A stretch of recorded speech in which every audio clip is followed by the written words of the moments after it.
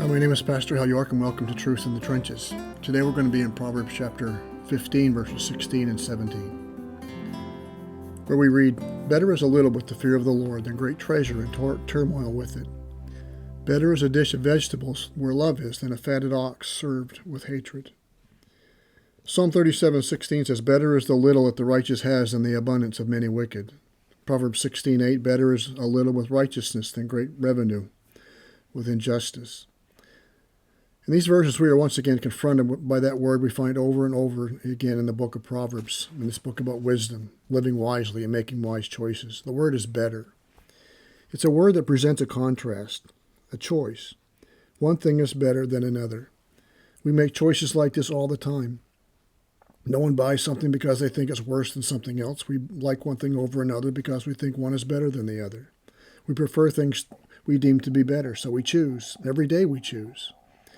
And we see that in the verses we just read. We see it again in Proverbs 17:1. "Better is a dry morsel with quiet than a house full of feasting with strife." And we see it in the verses we want to consider this morning. They both set forth the same principle. Better is little with the fear of the Lord than great treasure. And verse 17 simply illustrates that with the better is a dish of vegetables where love is and a fatted ox served with hatred. At the heart of these verses is simply this. This is God's appraisal of what is better. The question is, do we believe him? So it's really a matter of faith. The wise walk by faith, believing what God says.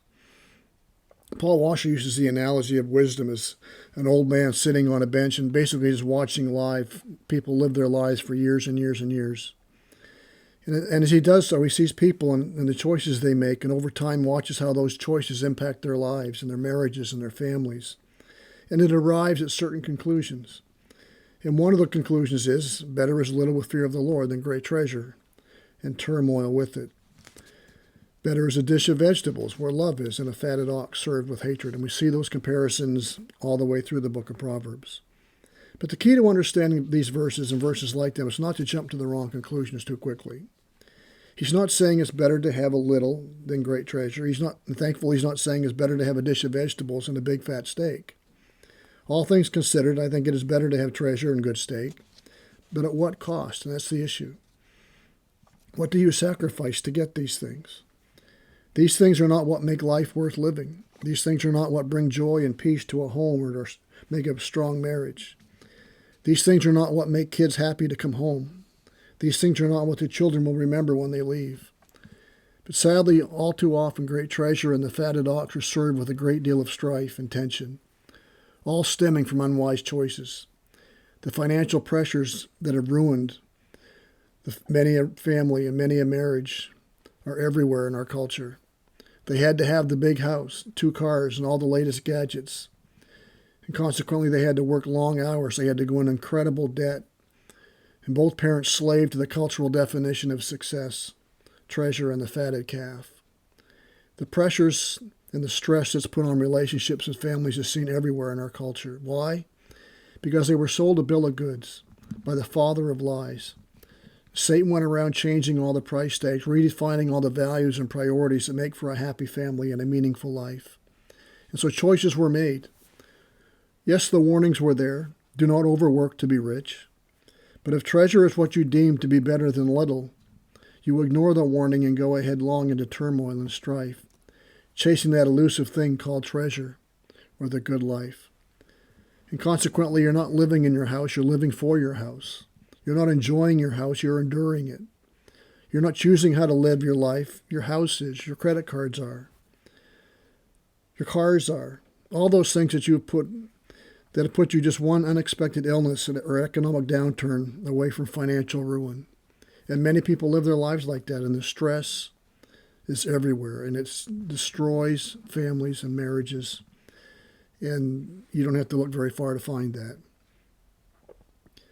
Little served up with the fear of God is better than great treasure served up with a side of turmoil. A dish of vegetables is better served with a side of love than the fattened ox served with a side of hatred. This doesn't mean all those who have treasure are miserable. They aren't unless the treasure has them and they serve it. This doesn't mean that all those who eat the fatted ox have a hatred. Only if you have sacrificed your relationships with the Lord, your family, and your wife to get it. But sadly, these verses present principles that most young people today will not even consider.